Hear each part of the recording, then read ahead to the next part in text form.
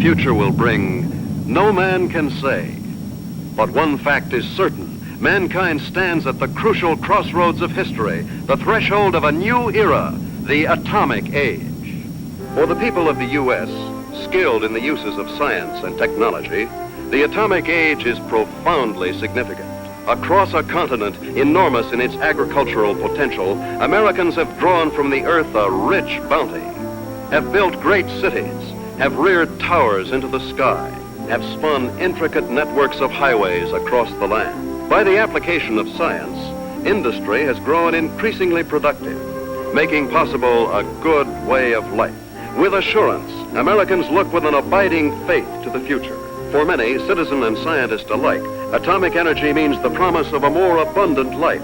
But for many another, the atom is a threat, an evil promise, the paralyzing panic of our time.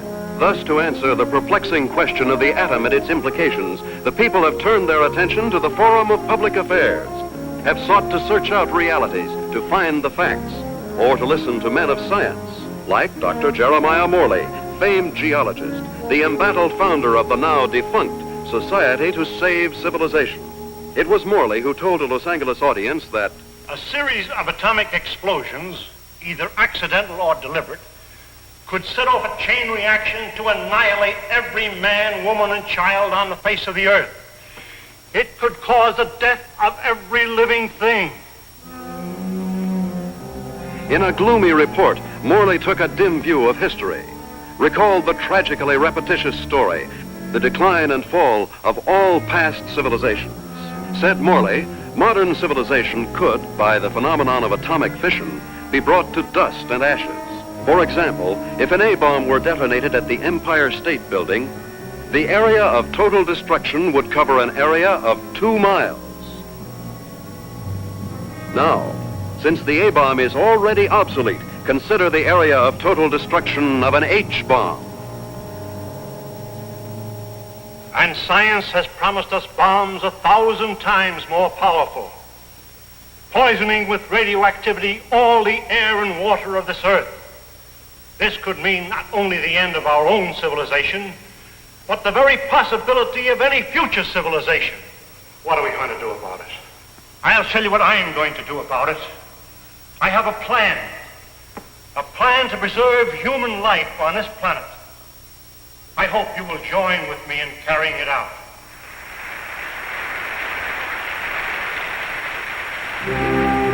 The response to Dr. Morley's appeal was immediate and enthusiastic. The Society to Save Civilization was set up. To its headquarters flocked amateur do-gooders and professional scientists. From them, Morley chose a staff of experts. Dr. Max A. Bauer, eminent geophysicist, ousted by Hitler from the University of Munich in 1933. Dr. James Paxton, metallurgical engineer, twice winner of the McKenna Scientific Award. Joan Lindsay, medical doctor and ardent feminist, who, for her research in biochemistry, was named winner of the annual award by the American Confederation of Women Scientists. Dr. George Coleman, authority on soil conservation. And Andrew Ostengard, sandhog, explosives expert, Marine veteran of World War II. It was this team, qualified each in his own way, that helped set in motion Morley's audacious project, a daringly planned program, which he took 3 months later to the board of directors of the Carlyle Foundation. And so my colleagues and I believe that humanity can escape annihilation, can find a temporary haven, a promise of hope that, come what may, life can be sustained deep within the earth itself. Far below the surface, we shall seek a natural, a geological shelter. We have a team ready for the effort. All we lack are funds. Can we get them from your foundation? Dr. Morley, I believe it would expedite matters if I were to ask the questions. We're laymen, you know. First of all, isn't the inside of the earth solid? The interior of the earth is made up of vast caverns and air pockets, joined by natural avenues leading from the surface. Natural avenues? Funnels and fissures. Such a fissure lies within the world's largest extinct volcano at Mount Nelly. That is where we intend to start our journey. Well, these funnels, how far down do they go? Hundreds of miles, perhaps thousands, to the very core of the Earth. But isn't the inside of the Earth, the very core, a molten, fiery mass? To the contrary. The latest body of theory holds that the inside of a sphere, such as the Earth, is cooler than the temperature at its surface. And how would you traverse these thousands of miles? Dr. Coleman, the perspective drawings, please. This is a cyclotron. A what? It's an amphibious conveyance based on the principles of an ovoidal bathysphere. A what? Like a submarine, with the mobility of a tractor. Its head contains a burrowing device, and its walls can withstand extremes of temperature and pressure. But even with the cyclotram or the bathysphere or the whatnot, how do you know you'll be successful in finding this underground haven? We don't know, but we must try. There is no other alternative, no other course, no other hope of keeping the spark of life alive. And the cost?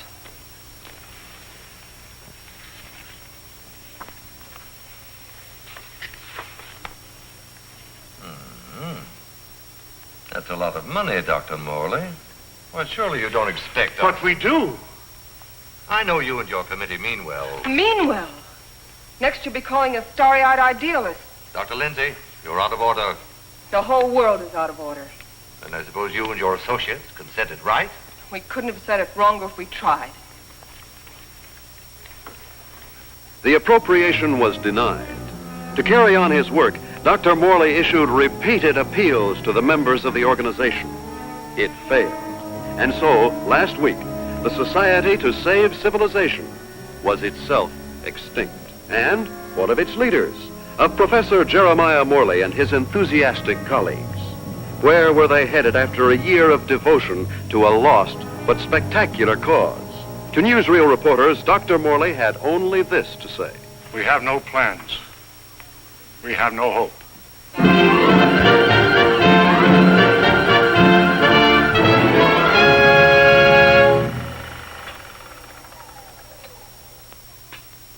Better stand by, Frank. We may want to run that again. Well, gentlemen, what do you think? It's like asking a man what he thinks of his own obituary. I thought you'd like to see it for its release in case you had any objections. Now he thinks of our objections. You've been crucifying us for a year, Mr. Thompson, in the newspapers you edit, the magazines you publish, and the syndicates you control. And now this newsreel. Just a minute, gentlemen. You seem to have me confused with my father. He dictates the policies of our publications. Like father, like son. Nothing, Dr. Bauer, could be more unscientific. As a matter of fact, my father and I never see eye to eye on anything. So he's the villain of the piece and you are the hero. Quite the contrary. My father has all the virtues of our society. He makes the money, I spend it. The large occupation. Oh, I have no occupation. I'm You wouldn't. That idea of yours, Dr. Morley, about exploring the inside of the Earth. You know, I'd like to try that, just for the kicks. I'm sure you wouldn't find it very exciting. Oh, I don't know. Gentlemen, I came here tonight with a proposition. I have some money of my own. I would like to finance your project. Are you serious? Sit down, my boy. There's one stipulation, however. I go with you. And what could you do? I'm afraid you don't realize what you'd be up against. Going 1,000 miles inside the Earth, just to satisfy a whim? Gentlemen, you act as if the fate of humanity hung upon you granting me this whim.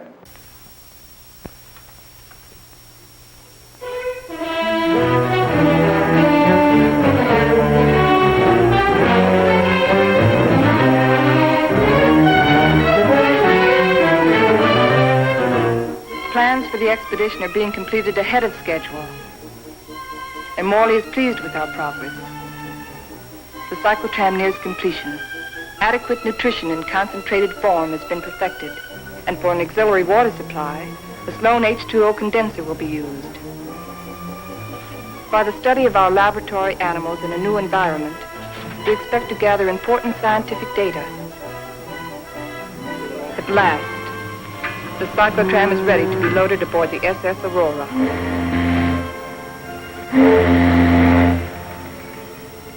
Our destination, the extinct volcano, Mount Nele, where the inside of the earth begins. This was our base, a lonely, desolate beach at the foot of the extinct volcano.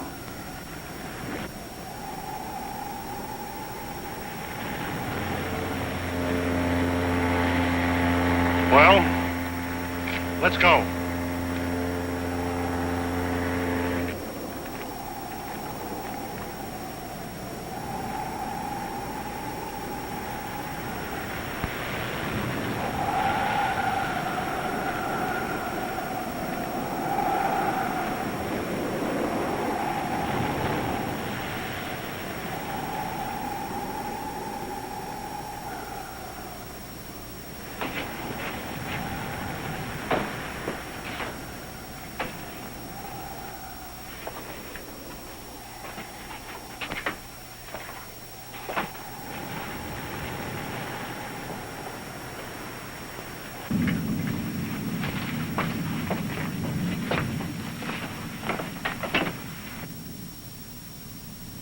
What a place to spend our last night on Earth.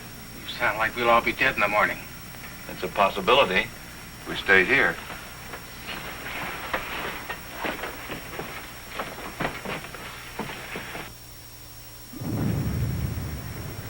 Andy, take the controls. Follow the ridge line. Keep out of the ravines. Ascend at an angle of not more than 33 degrees.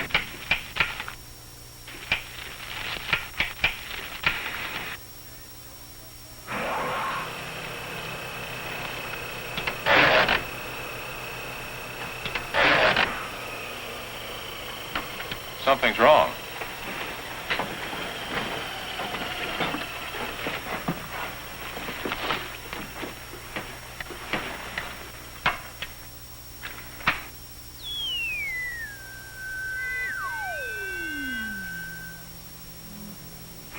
Now try it.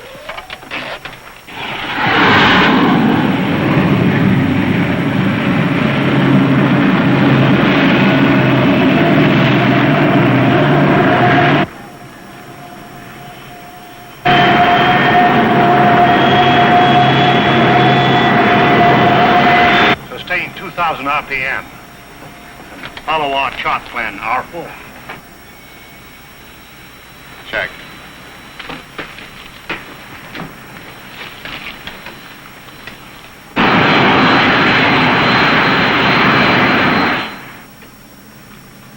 What's our elevation now? Approaching 6,300 feet.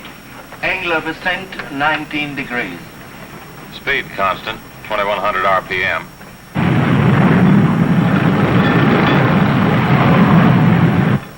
I wonder how long this iron lung is going to hold up.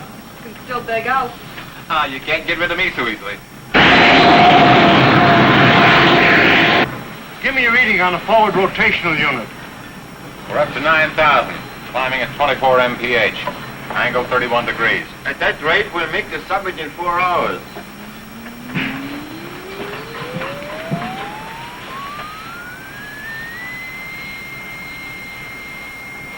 Dr. Morley, we are meeting some unstable isotopes. Increase the lateral unit to 12,000. Say, this is getting rough.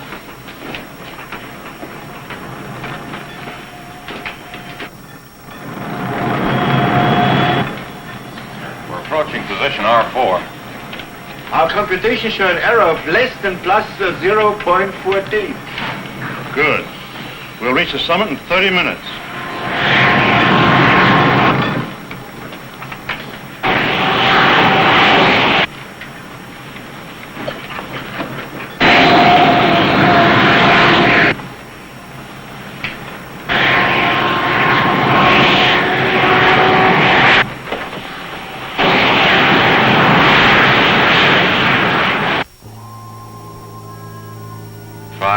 And 27 minutes. Excellent.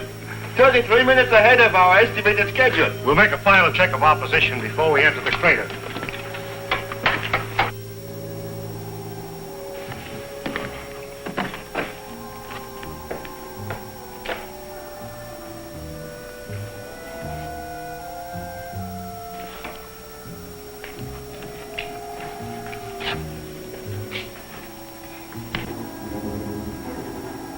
We're glad the professor picked this volcano for our expedition. Maybe this one could come to life, too. No, not a chance. Don't bet on it.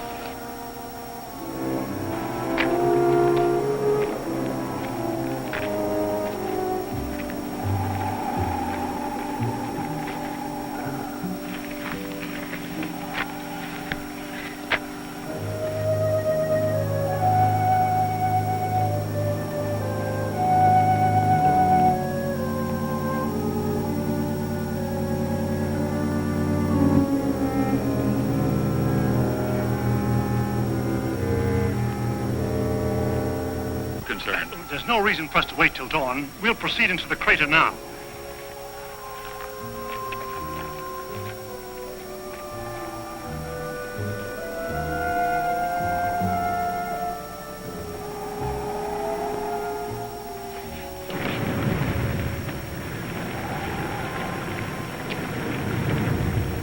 Just one last look at the earth. Yeah. What a way to remember it. Follow the downward spiral. Keep to the inside ledges. Speed 1,200 RPM.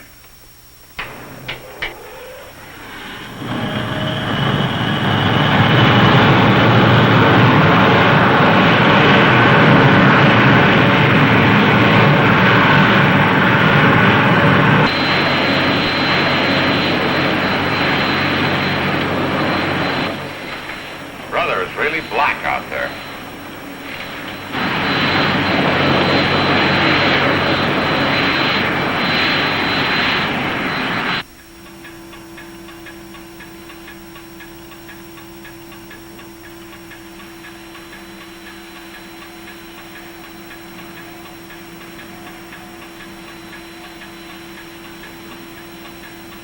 As we descend ever deeper into the volcano, I've observed no unusual physical symptoms. Paxton seems withdrawn, irritable, but with such an annoyance as Wright Thompson present, the condition may not be considered abnormal. The descending ledges are getting awfully narrow. We must be at position R18. Yes, we are. Cut the switches.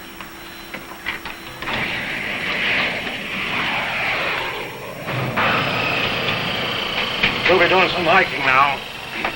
Better have some breakfast.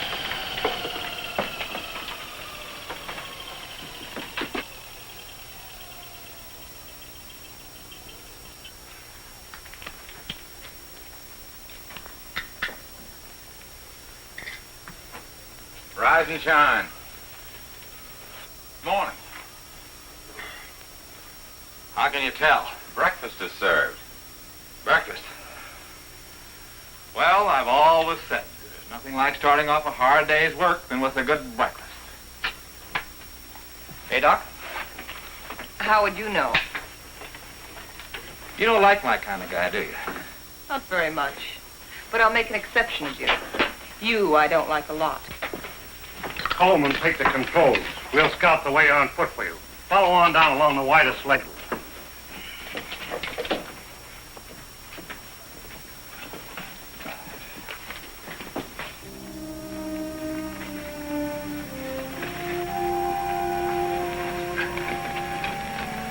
Watch that, it's loose. What's the matter? I don't like it. What did you expect him here? A Garden of Eden? I'm not talking about volcanoes. I mean Wright Thompson. He doesn't belong here. None of us belongs here. We're doing what has to be done. He doesn't feel that responsibility. He's just a useless piece of excess baggage, a selfish thrill seeker. But without him, there'd be no expedition. Pardon me.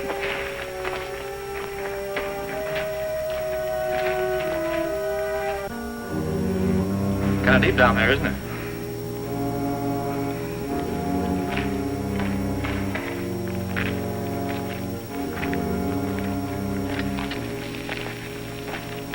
Nice friendly bunch, those scientists. Oh, what's your trouble? Oh, nothing, but don't they ever talk? Not unless they got something to say. That's the way it is with smart people. Maybe they're not so smart. Maybe they don't know what they're doing down here. Listen, Buster. Each one of them has taught us more colleges than you've flunked out. So what are you doing down here among all those brains? I managed to make myself useful. It might be well if you did the same thing. Doing what? This.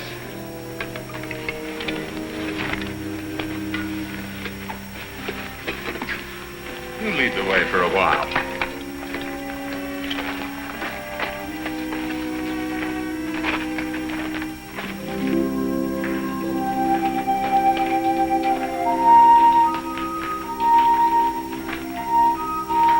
We've hit bottom. Rock bottom. Hello, Coleman. Coleman, come in. Go ahead. We've reached the end of the channel. Establish our position. Our depth below mean sea level, 2.6 miles.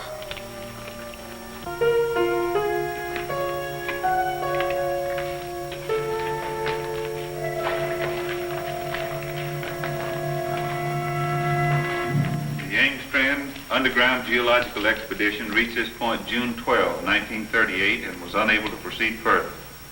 Why anyone who follows us should want to go further, we do not know, but we assume that they have good reason for doing so. Good luck. If Engström were living today, he'd know the reason. The world has changed since 1938. The world has changed since yesterday. You better get to work.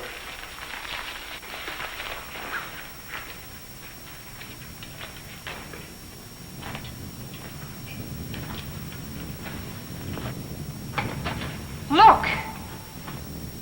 That's pressure from the other volcano. We'll have to work this side.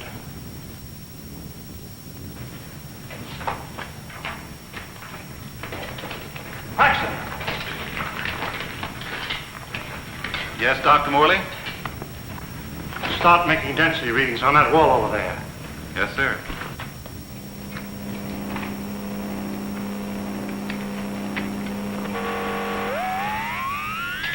This is it, the point of least resistance. Okay, Andy. I'm ready. We'll all go back to the cyclotram.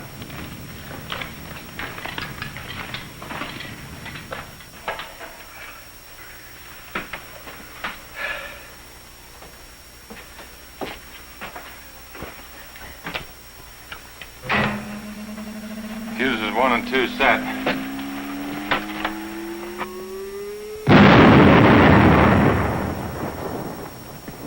I wonder what we'll be running into. There's only one way to find out.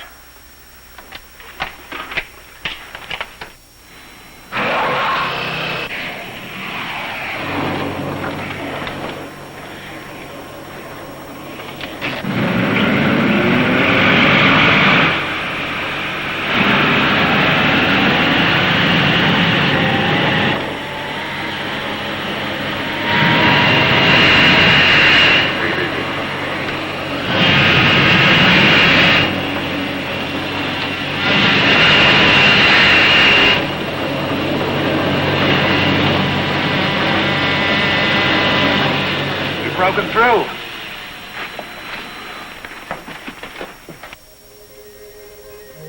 Looks like a tunnel. So far, so good. Put on your gas mask just in case. Coleman, we'll set the pace. You follow along with the cyclotram.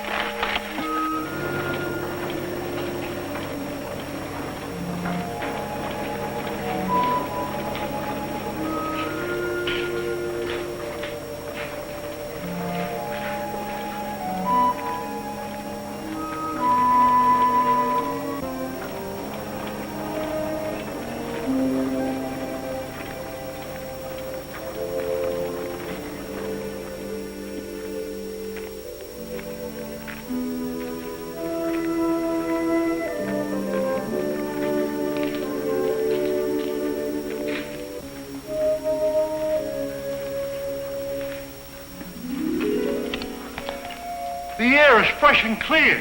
You can take your masks off. Pressure seems normal.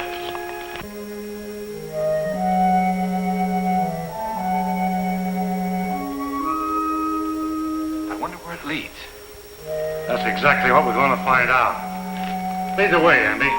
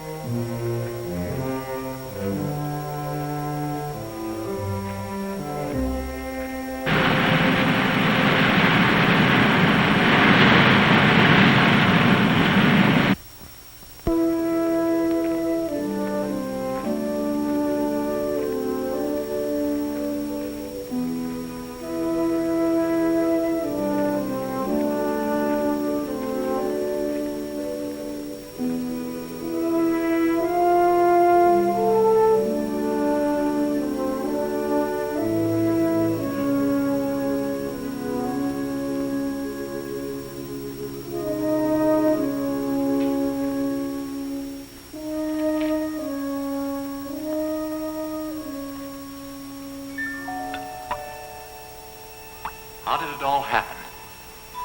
Long time ago, the earth above was covered with water. And when the sea vanished, it left great limestone deposits behind. Was all this limestone? Yes. And then the water gathered in underground streams and carved out the soft limestone. Drop by drop, year by year, the water dissolved the stone. Each drop carried a tiny particle of sediment. That's what formed these columns. About an inch every 1,000 years. Well, how long did this whole process take? About 200 million years. Hello, Coleman. Coleman, bring up the tram. We'll proceed from here.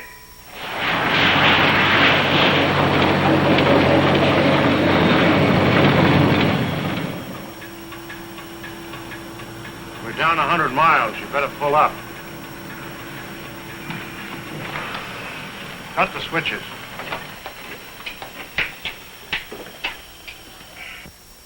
It's funny. When we first got here, I felt a sort of exaltation. Now I feel depressed. I don't know why. The oxygen content is adequate. I know. But I too feel suffocated. Maybe it's the unreality of this place. You know, once when I was working in the Holland Tunnel, I got cut off from my crew for 10 hours. I felt this way then.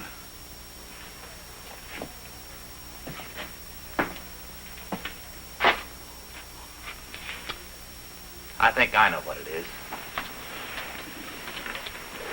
It's loneliness. It's a feeling of a person away from people. I felt it on the top of a mountain in Tibet, in the jungles, and on the Arabian desert. It's like the last cord tying you with humanity has been cut. It's more than that. People have dignity only in relation to many other people. Alone, a man is as useless as any rock out there. No, you're both talking nonsense. Nature doesn't influence man. Man influences nature. One man, one strong man, can change nature. Oh, you're wrong, Dr. Paxton. It isn't one man. It's many men working together. Right, teacher? Men together are no more than sheep.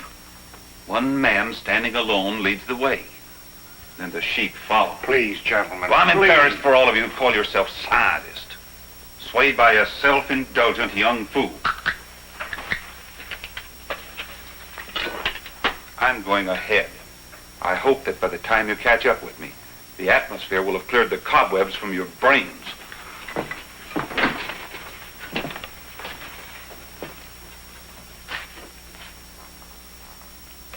I'd better go with him. It isn't safe for a man to be alone down here. Ah, he's all right. He's the leader type. I'll go with them anyway. There wouldn't be leaders if there weren't sheep like me to be led.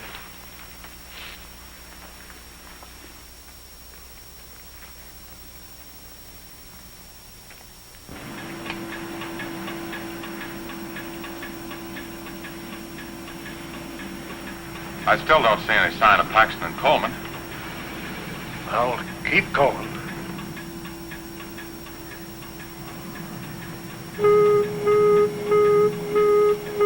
Gas! Gas! Paxton and Coleman. They forgot their gas mask.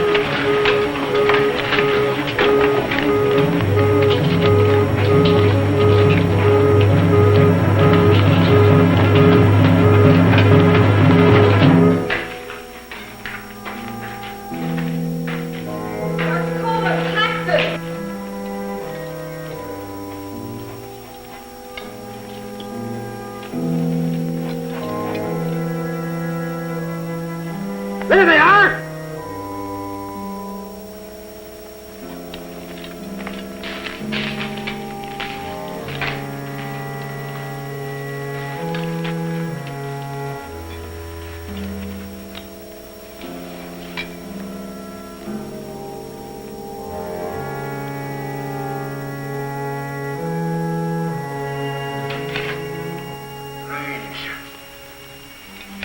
Digging a grave 110 miles under the earth.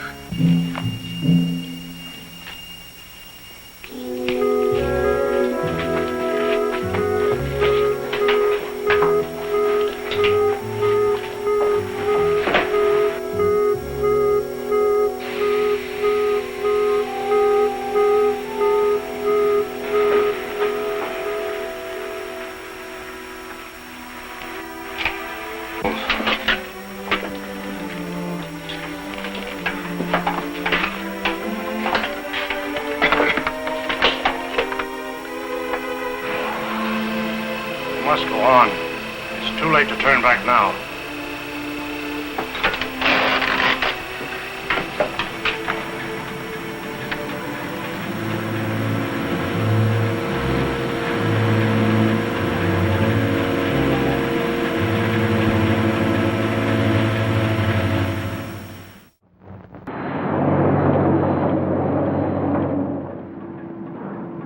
No. Andy?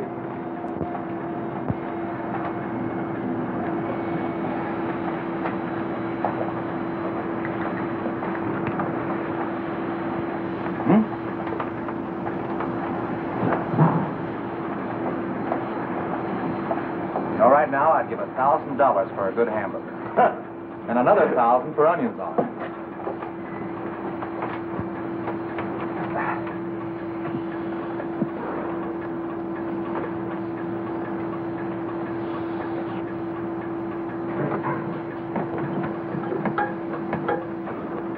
Dr. Morley, our water supply is... Cut the switches.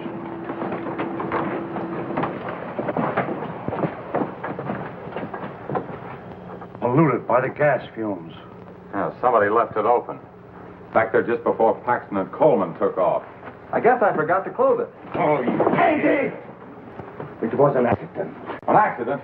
We may never find water again. Now I suppose you'd give $1,000 for a glass of that. Andy, there's a job to be done. We've got to find water fast, and in this area. Yeah, I know. We got about a chance in 1,000 of finding it.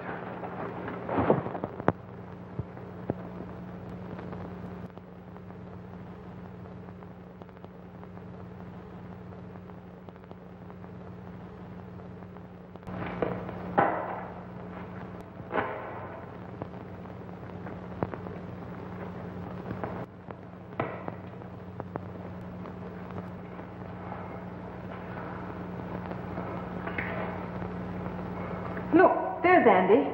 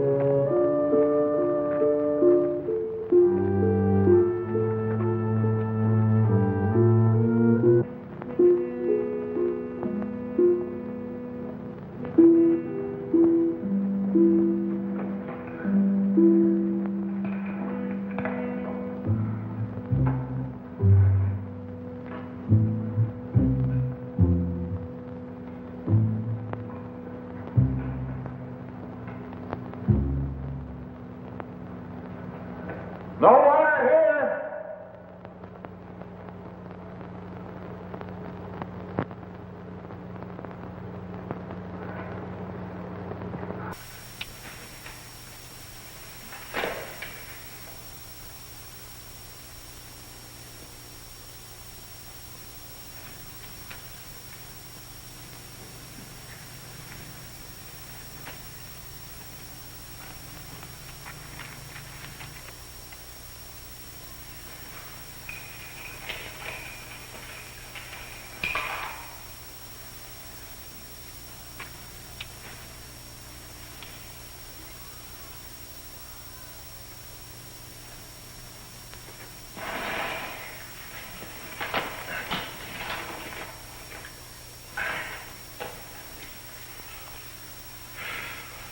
Thing like this is enough to drive a man stir crazy. It's no use. 240 miles inside the earth. Yeah, and no water.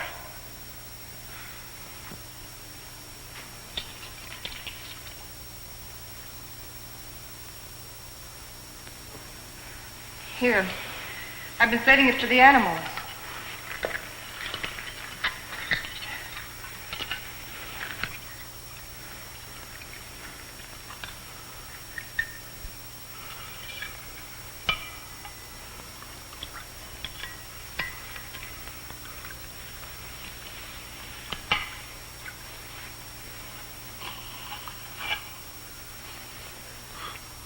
Go ahead. Enjoy yourself. It doesn't cost a cent.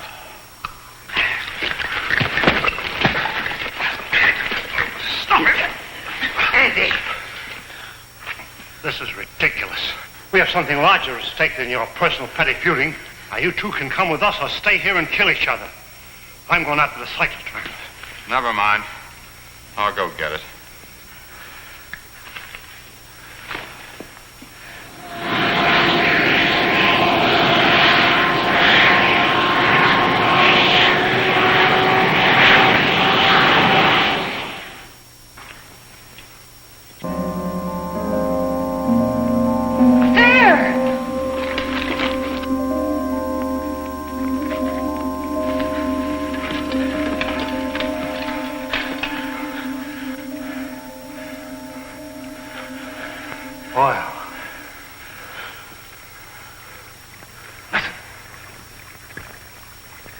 Like running water. But where is it coming from? It's behind the wall!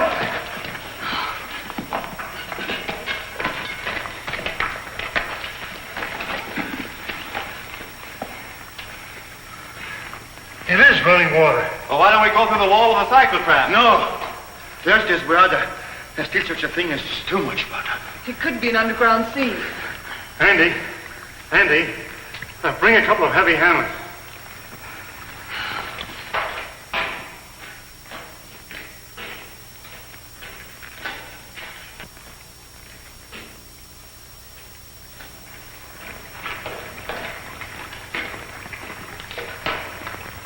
What's up, Professor? We think there's water behind that wall. Try breaking it in. Sure.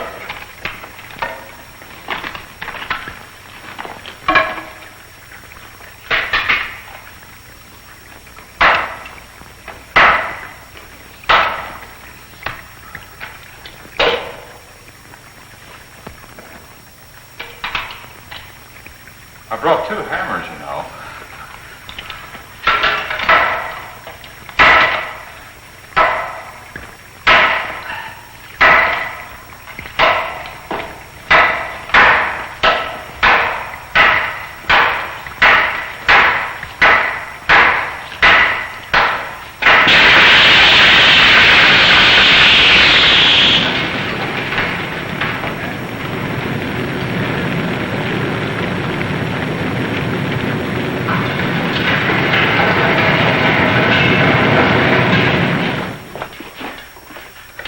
Come in here. Let's take care of that arm.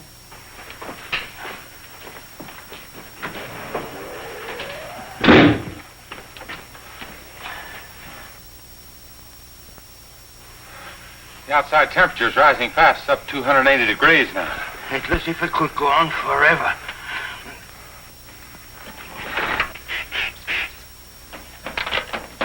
Hold it out there.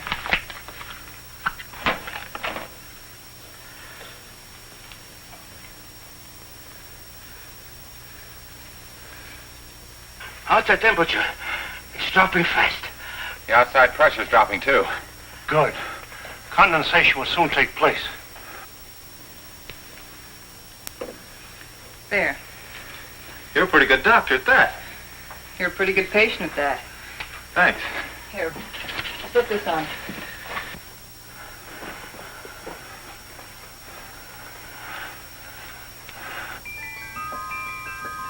It's water. Look.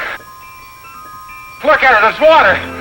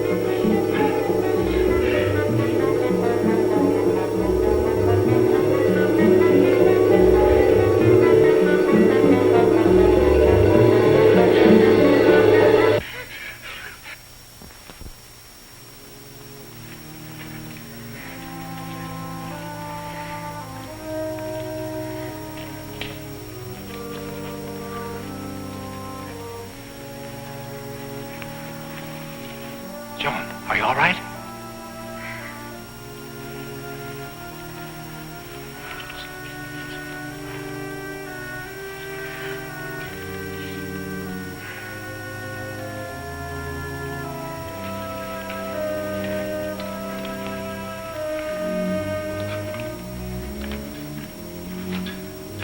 Well, what shall we do now? All right, I'll say it. I'll say what's on all of our minds. Don't try to read our minds, Thompson. Just speak for yourself. Then I say, let's go back. And I say go on. But look at Joan. We've gotten nowhere. Deeper and deeper into nowhere. We've failed. Would our failure be any less if we turned back now? Our chances of living would be greater. If we go on, we're dead. As dead as Paxton and Coleman. That's a chance we have to take. The stakes are high, higher than our lives. They involve the life and death of all mankind. That's a great speech, but I won't buy it. All right, let's put it to a vote. Thompson? Go back. Andy? Go on. Bauer?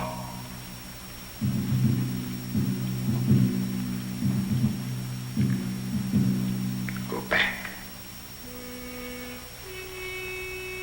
Go on. Seems to be a deadlock. I suppose none of us would like to reconsider? Doesn't woman suffrage count here? What do you say, Joan? I say go on, and let's not waste any more time about it.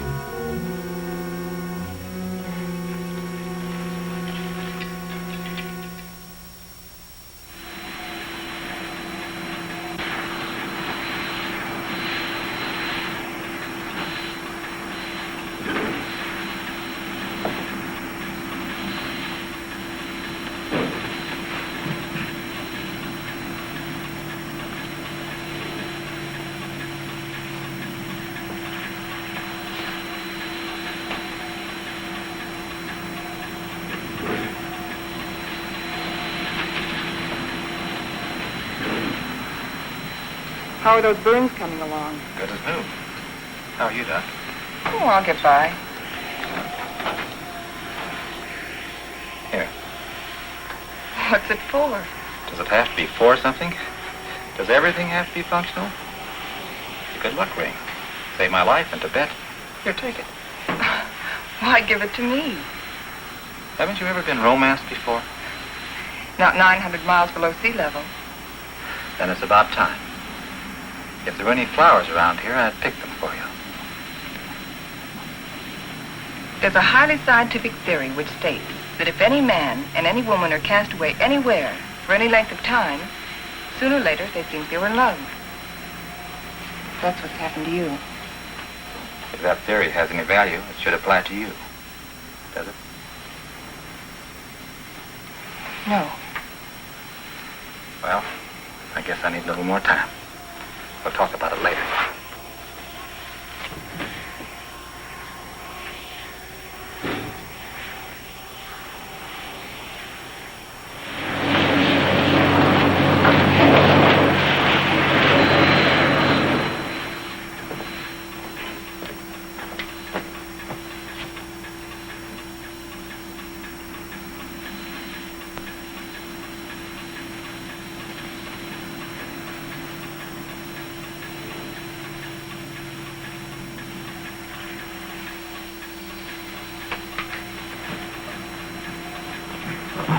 Hey, how about pulling this jalopy level for a minute? Just long enough for us to get out of these straitjackets and stretch.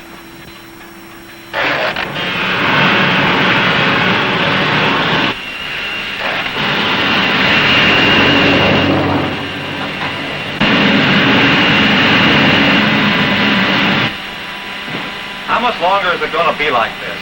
All right, what difference does it make? Plenty. If it's going to be like this the rest of the way, why go on? Why waste time? That shouldn't make any difference to you. You've never done anything but waste time. Listen, you meathead. Just because you're a sandhog that likes to go groveling around in the ground. And you're a mountain goat with his head in the clouds. Stop it, both of you! I've had enough of this. What happened? I don't know. We struck water.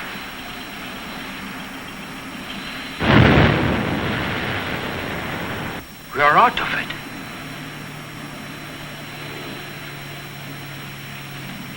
This might be what we're looking for. Let's make a landing and explore the area.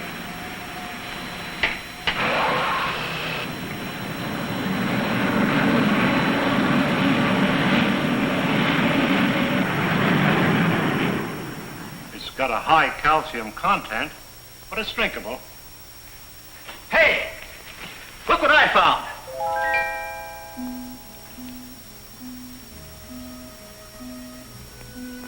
They're cave pearls. Cave pearls? How much they worth? Calcium carbonate.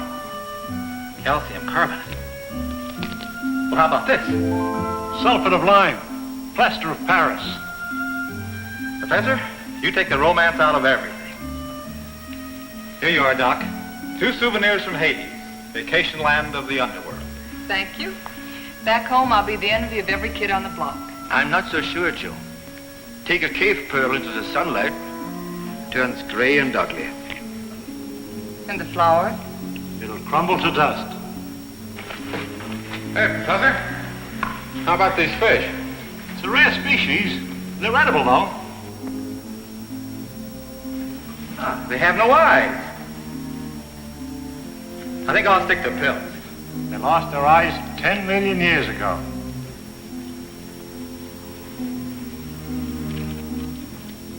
What kind of a place is this? Flowers that crumble to dust in your hands. Stones that look like pearls. Fish without eyes. Nature sure a practical joker. I suppose you could have done better? 10 million years, I couldn't have done worse. Morley believes this is the shelter we've been searching for. A valley of shadows where light can be sustained. A shelter for humanity. And yet our morale is very low. What do we want? A ray or two of sunshine? A change of seasons? Starry nights? In this graveyard, Morley thinks we can build a new life right here. You mean this is what we're looking for? You'll get used to it. Well, who wants to get used to it? Why don't we go on? A little further. But we've come 1,100 miles already. How can you measure what we've been through in miles? I say let's go back or go on. But this is no place. What is your wish? We've come so far, let's go on.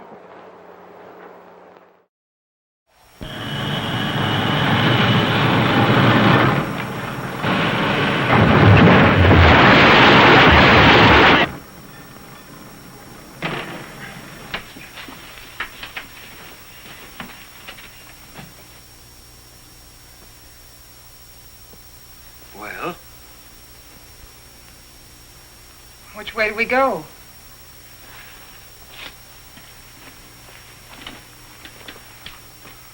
I suppose we'll have to explore both channels. I'll take the right one. Right? You take the other. Why me? I'll tell you why. I'm sick of taking your orders. That's the trouble with you, Thompson. That's all you do is take, you never give. Without me, there wouldn't have been any expedition. Well, that's not enough. It's time you gave something yourself and not your pocketbook. Andy. We might as well get started.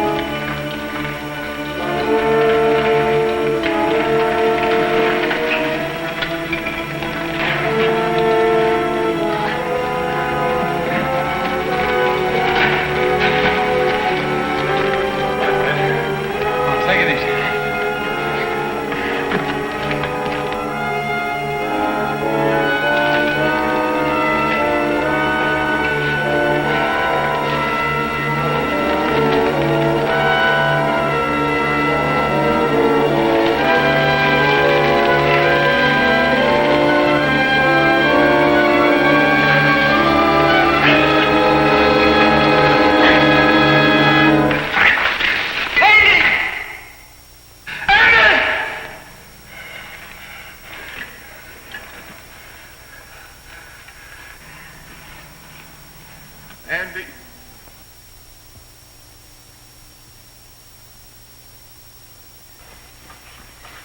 You're supposed to be taking it easy. Try to get some rest. Listen to me, Wright. You've been like this for days. How long can you keep it up? He didn't like me any more than I liked him. Yet he saved my life. It doesn't help brooding over it. But he died saving my life. He did what he believed was right.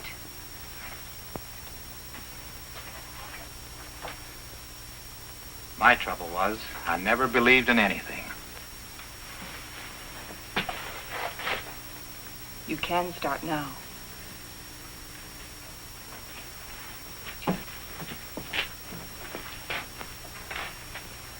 Morley wants to go back to that Valley of the Shadows he liked so much. Well, it's better than this. But it isn't good enough. What do you want to do? I too want to go back. But all the way back. Now that Andy's dead. Now that Andy is dead, we've got to go on. We've got to, until we find what we're after. If we fail, then we can talk about going back.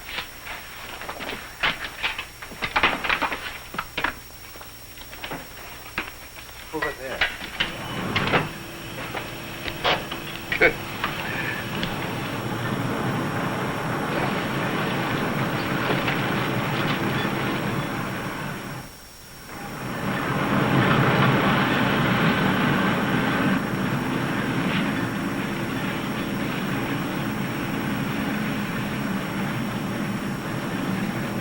This must be a continuation of the other river.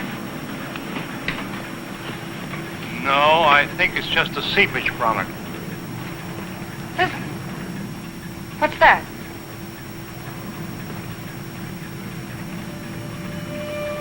Look! It's like daylight.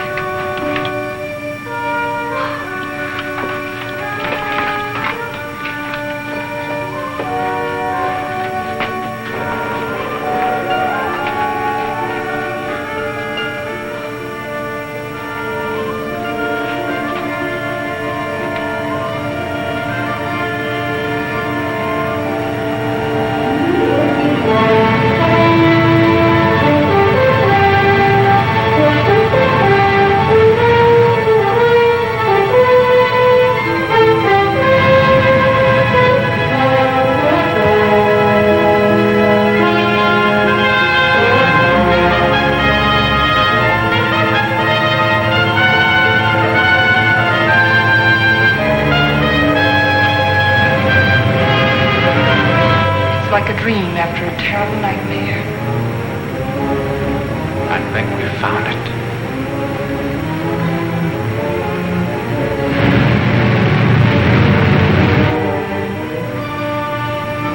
Promised land.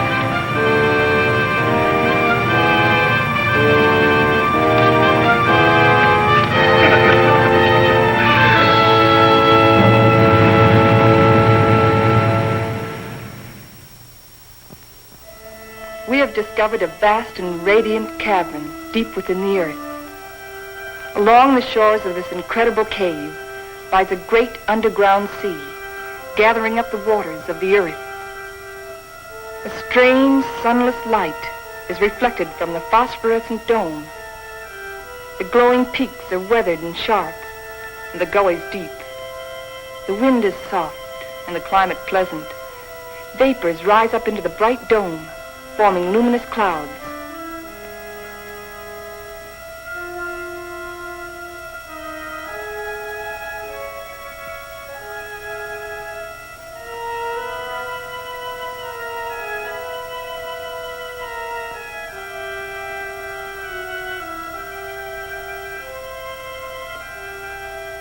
The area is rich in chemical resources. That means power and industry, according to Bauer. And Wright says a real estate boom is on.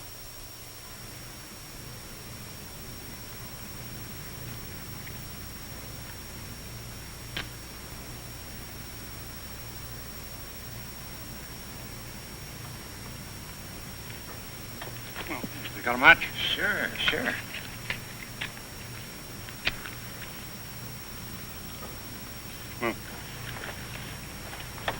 How you coming, Professor? Uh-huh. Still feeding those rabbits? They eat like pigs. Small wonder. They're expecting in a couple of weeks. All of the rabbits? No, silly. Just the lady rabbits. Tell me more. Here. Make yourself useful. Get some more water. Explorations and surveys of the surrounding area continue. Morley and Thompson have set out toward the southeast to investigate the land and its potentialities.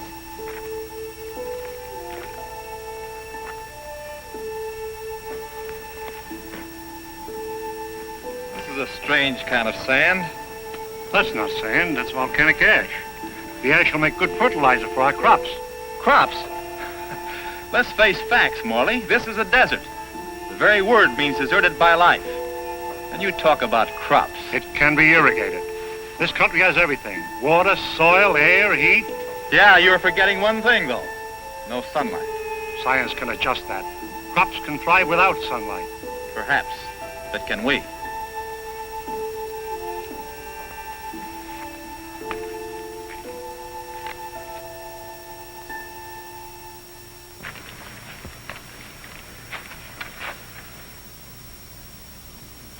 What sort of species is it? It's the fossil remains of a species of lungfish. He breathed by means of both lungs and gills. When he came out of the sea 400 million years ago, he was the ruler of the animal kingdom. With his lungs, he was a pioneer in a new way of life. How did they become extinct? Like some of us on Earth, they seem to hurry the process of extinction. Let's get out of here.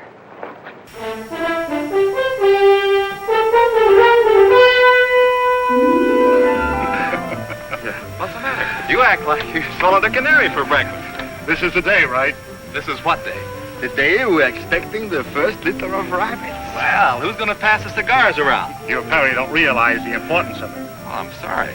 By observing the rabbits, we've already learned that they respond to nature basically as we do, as any mammal does. And from their young born today, we can predict how our own young will respond in the new world. Dr. Morley, Bauer. Come on. You go ahead. I'll get plenty of hot water.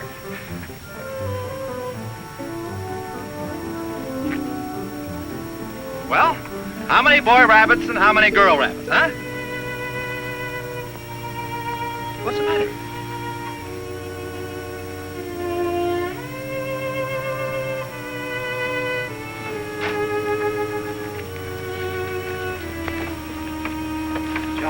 What's the matter? They're dead. They're all born dead.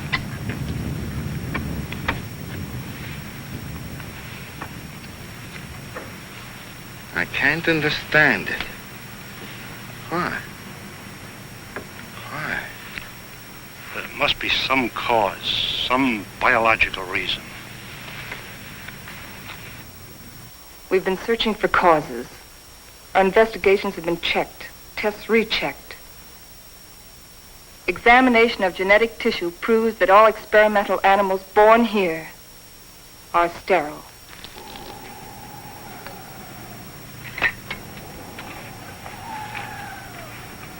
You know what this means?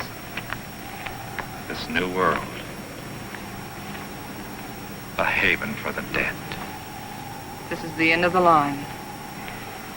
Now we know that the human race cannot reproduce itself in this underworld region. It appears our mission is a failure. Then we can't stay here. At least one generation could. And after that, what? The end of humanity. That I won't accept. Neither can you run away from facts.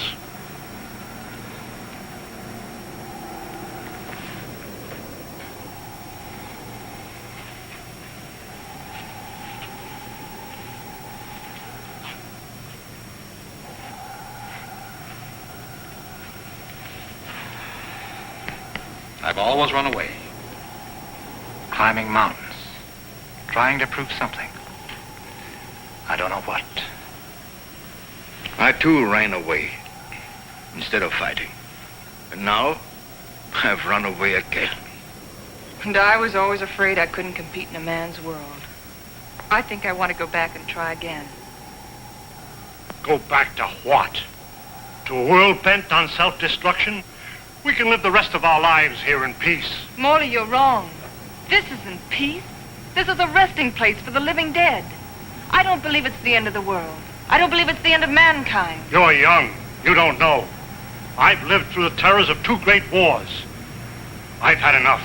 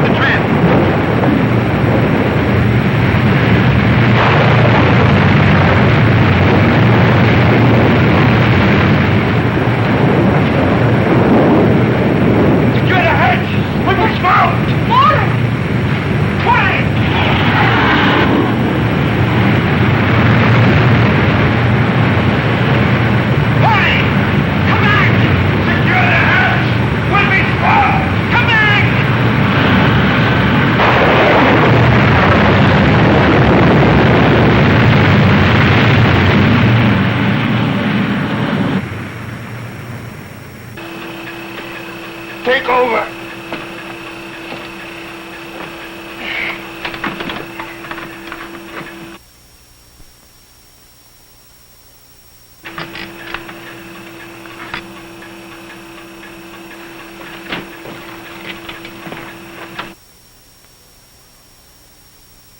Something's wrong.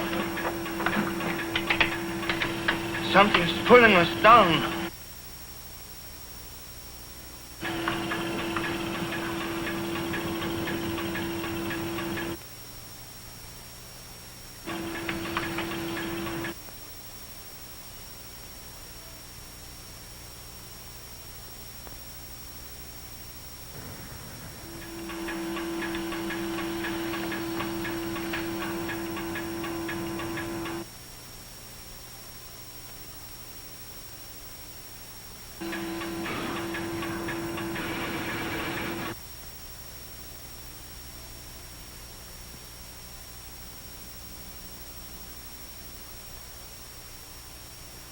We are lost.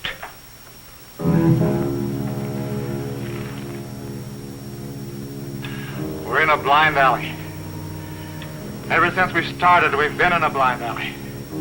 We can't bury ourselves in the earth and expect to live. Maybe that's the secret. Morley understood. Strange. We didn't know it before. I used to be afraid of death. I was afraid of life.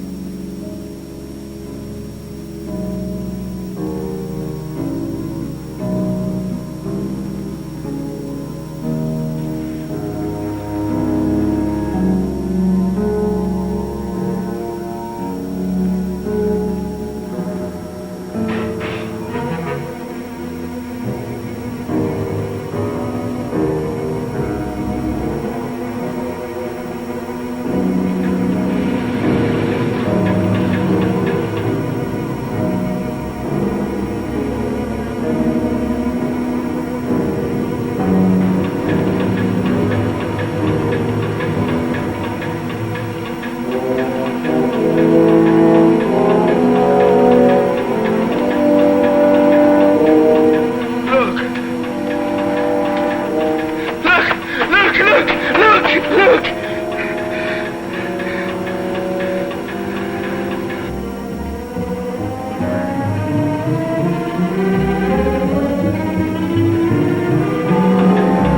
That's strange. How could it be?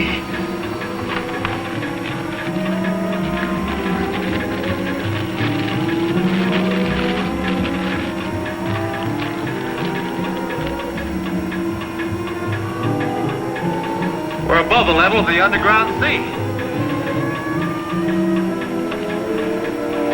We found a channel to the upper ocean.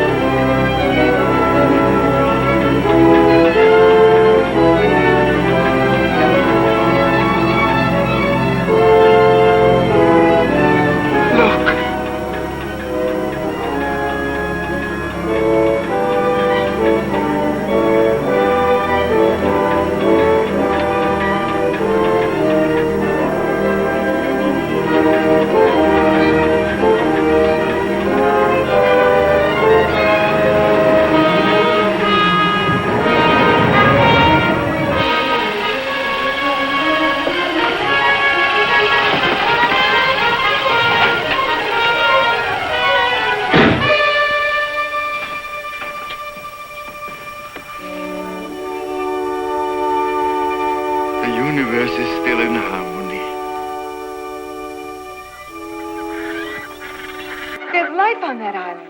People.